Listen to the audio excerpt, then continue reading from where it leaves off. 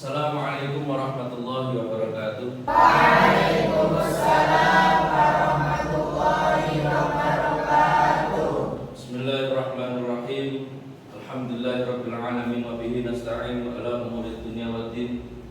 Wassalatu wassalamu ala asyrofil anbiya'i wal mursalin sayyidina wa maulana Muhammadin wa ala alihi wa sahbihi ajma'in. Rabbi shrah li sadri wa yassir li amri wa hlul 'uqdatam min lisani yafqahu qawli. Amma ba'du.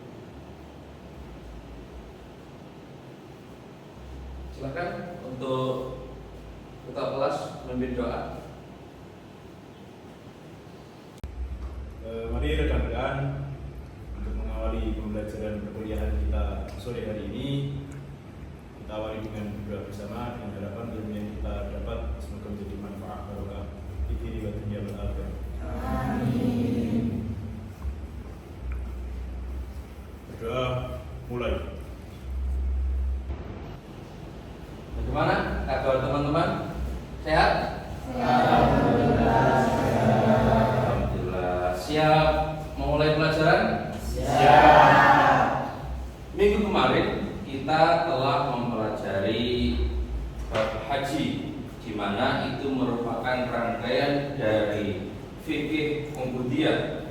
Ada sholat, zakat, puasa, haji. Dan sekarang kita beranjak ke tema yang kedua, yaitu fikih muamalah. Di dalam frame fikih muamalah itu menempati bab kedua, di mana yang bab pertama adalah ubudiyah, yang kedua muamalah, yang ketiga munakahah, dan yang keempat adalah jinayah. Mengapa tema ini penting untuk disampaikan dan didiskusikan? Karena muamalah merupakan sesuatu yang pasti kita lakukan setiap hari. Kalau nikah bisa jadi orang tidak nikah, tapi kalau muamalah pasti, karena kita adalah makhluk sosial, pasti akan berkomunikasi, memberikan feedback, jual beli, sewa menyewa dengan orang lain. Karena kita orang Islam, maka tentunya kita harus memahami transaksi ekonomi, kegiatan ekonomi yang diperbolehkan oleh syarat oleh Islam. Dikarenakan di dalam Islam itu pembahasannya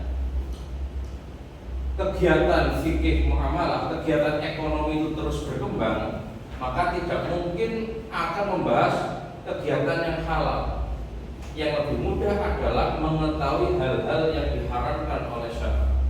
Makanya ada kaidah al-aslu fil muamalah al-ibahah hatta yadullat dalilu ala tahrimiha. Semua hal transaksi ekonomi itu dihukumi halal selama tidak ada dalil yang mengharamkannya. Oleh karena itu, temanya saya fokuskan kepada kegiatan ekonomi yang dilarang di dalam Islam. Otomatis ketika tidak ada dalil yang larang, maka kegiatan ekonomi itu adalah halal. Coba kita perhatikan video pertama, pasti kita sering menjumpai kegiatan seperti ini. Betul? Sering lihat?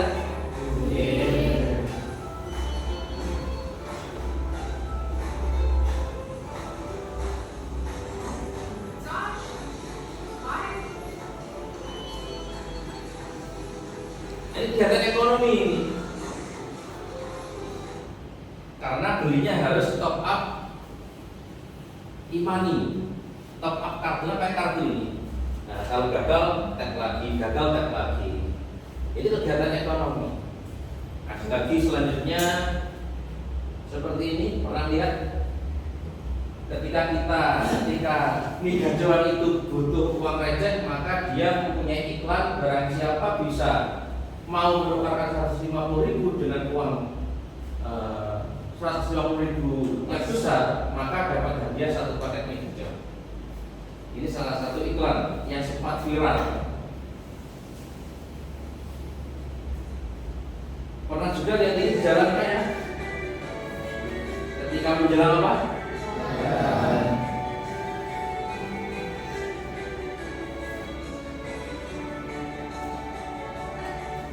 Nah,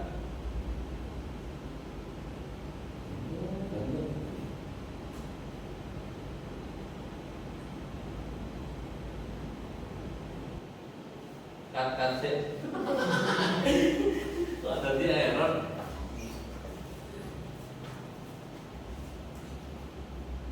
Gimana? Ini tidak bisa di stop ya?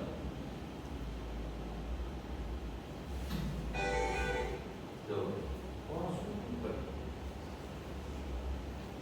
Lanjut mawon mungkin saged tok dipotong-potong. Iya. Ulang lagi sih.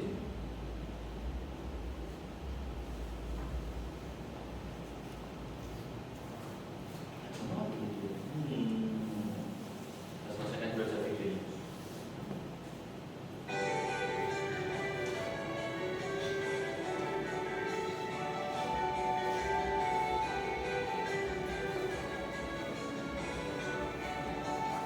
Masalahnya harganya itu bervariasi, ada biaya 10% sampai 15%. Jadi uang tukar uang baru 1 juta rupiah, maka nanti bayarnya harus 1.100.000. Sering lihat ya ini ya, transaksi seperti ini. Ini sudah transaksi ekonomi. Jadi yang terakhir, nah ini pasti kesukaan kita semua ya, diskon. Ini diskonnya ya, bukan donatnya. Saya sedang menggambarkan diskon. Nah, itu semua adalah kegiatan ekonomi. Harapan kami setelah nanti ada pembahasan tentang hal-hal yang diharamkan, maka kita dapat menganalisis dengan baik dan benar kegiatan ekonomi tadi, mana yang boleh dan mana yang tidak boleh. Kira-kira ini boleh nggak? Halal nggak ya transaksi ini? Halal. Ini? Ini? Haram. Ini? Haram. Ini?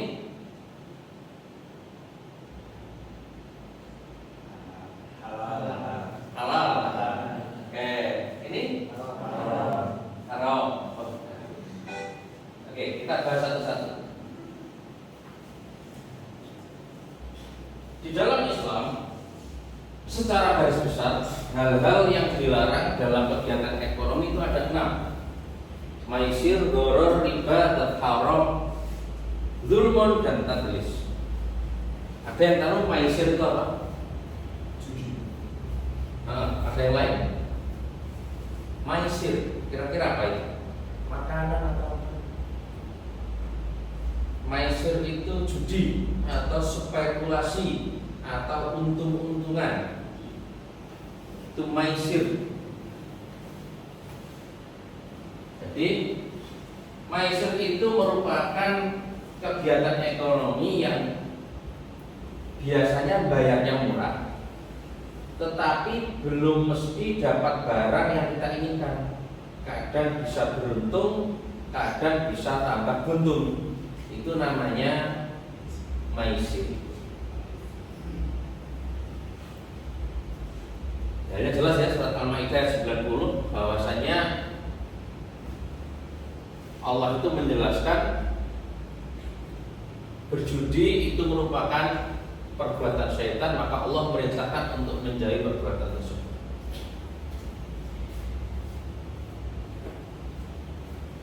Kenapa maisir diharamkan kira-kira? Tidak jelasan dalam transaksi. Ya, ada lagi?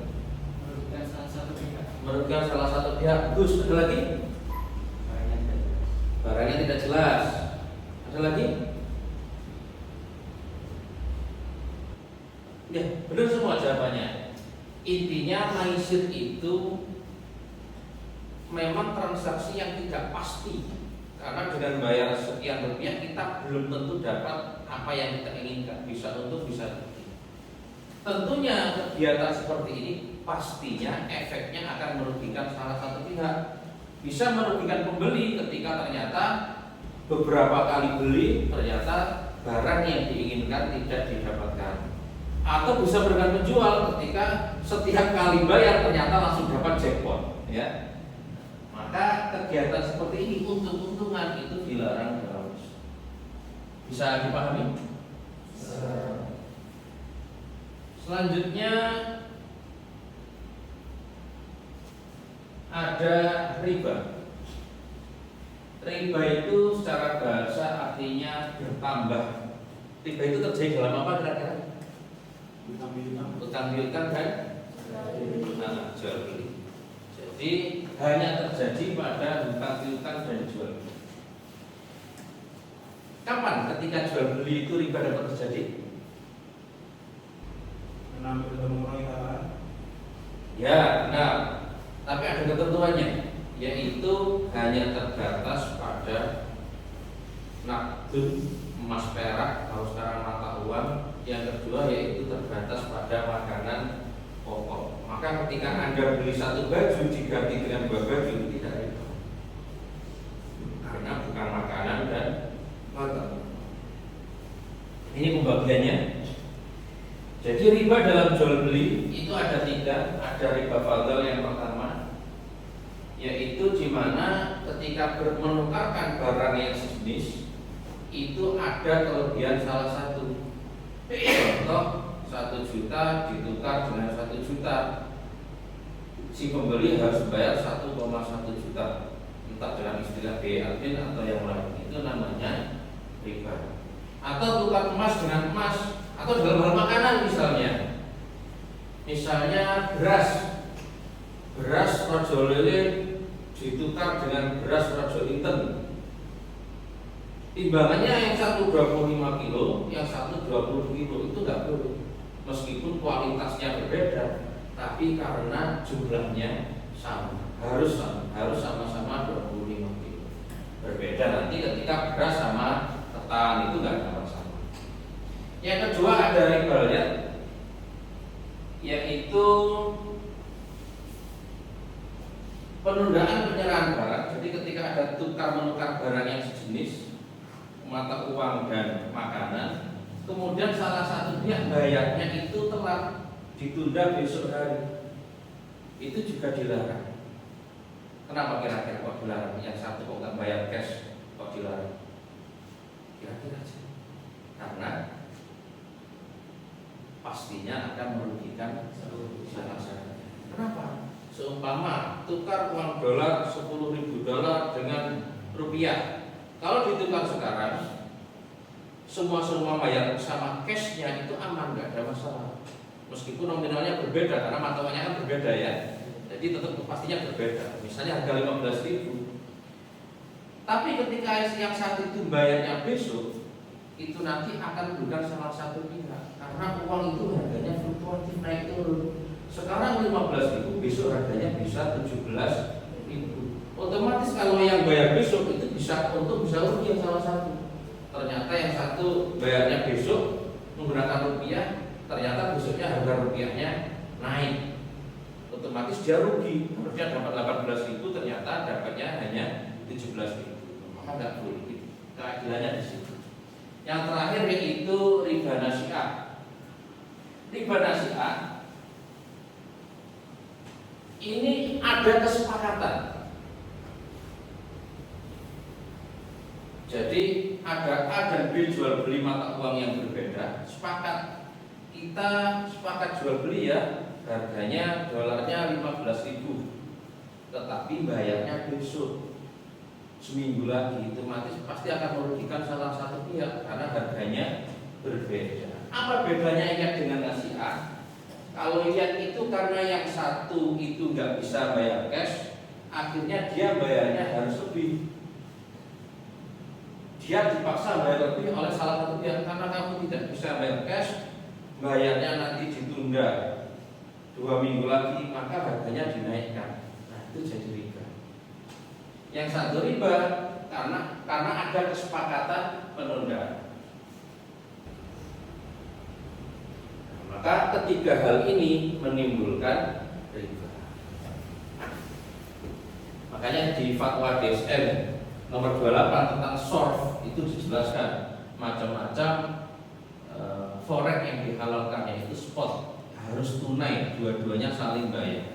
Ketika model option, forward dan yang lain itu haram. Karena apa? Menunda pembayaran, akhirnya menimbulkan riba nasi'ah. Sedangkan dalam utang piutang itu hanya ada dua.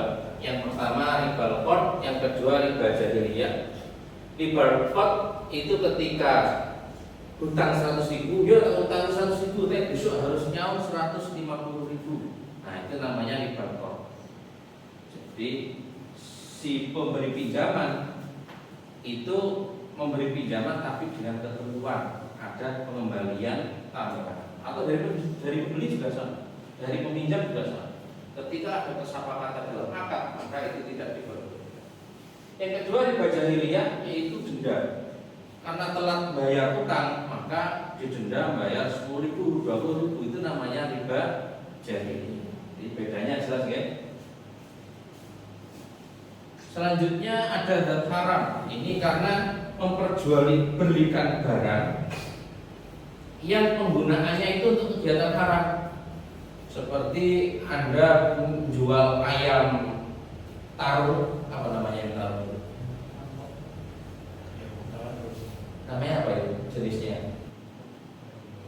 Nah, ayam bangkok biasanya ya. Kalau yang beli itu Anda menduga atau bahkan meyakini nanti untuk bertaruh, itu tak boleh. Anda jualan kotang misalnya, tahu yang beli akan pakai kotangan, nggak pakai rangkepan, itu tak boleh. Kalau dalam kitab-kitab klasik itu menjual anggur, yang membeli tahu itu nanti akan dibuat untuk khamr, itu haram. Jadi tadinya haram. Jual miras jelas ya, kalau untuk dikonsumsi, jual babi dan haram. Kemudian dzulmun, yaitu zalim pada salah satu pihak. Misalnya kegiatan percaloan. Pengen nonton timnas, ternyata tiketnya diborong oleh calo. Harga normalnya 100.000, diborong calo 200.000. Nah, kita itu cinta Indonesia ya, nasionalisme tinggi. Jadi kalau nggak beli 200 ya nggak bisa nonton. Akhirnya terpaksa harus beli 200. Itu zulmun. Jadi tindakan zalim pada saudara. Itu penipuan. Entah itu yang nipu penjual atau pembeli. Misalnya ternyata pembeli memakai uang palsu, atau menggunakan kris, ternyata krisnya dimodif, diedit ya, biar kelihatan bayar. Atau ternyata barang yang dijual barang palsu. HP misalnya di iklan ngomongnya HP no minus ya, masih garansi segel. Ternyata seminggu rusak, dilihat ternyata dalamnya sudah bongkaran. Itu namanya tadlis. Atau jual beli dengan mengurangi takaran. Jual beli lele misalnya ya, lele konsumsi sekilo 20.000, ternyata hanya 800 gram. Itu namanya tadlis. Kegiatan-kegiatan seperti ini itu semuanya diharamkan oleh Allah dan Rasulnya. Dikarenakan tadi hikmatnya supaya tidak ada kerugian di semua pihak, baik penjual maupun pembeli. Sekarang kita analisis kegiatan tadi. Membeli dengan ada harga diskon halal. Alasannya apa kira-kira? Karena itu menjadi ketentuan dari yang menjual. Karena dalam benar. diskon yang diberlakukan oleh si penjual itu memang sudah ketentuan dari si penjual. Jadi si pembeli ada kerugian sama sekali. Jawaban yang bagus. Ada lagi yang menjawab? Itu hukumnya halal. Sesuai dengan yang dijelaskan tadi, hukum asal muamalah itu halal selagi tidak ada yang mengharamkan. Luar biasa sekali jawabannya, tepat semua. Tepuk tangan untuk kita semua. Untuk lanjutan evaluasi materi pagi hari ini, maka nanti saya harapkan Anda semua mengisi jawaban yang linknya telah saya kirim di WA Group. Okay? Nah, nanti dikerjakan. Mari kita akhiri dengan ucapan Alhamdulillahirabbil alamin. Mudah-mudahan semua yang kita pelajari memberikan kemanfaatan ilmu barokah fid dini wad dunya wal akhirah. Amin. Kita akhiri wabillahi taufiq wal hidayah wallahul muwaffiq ila aqwamit thoriq. Assalamualaikum warahmatullahi wabarakatuh.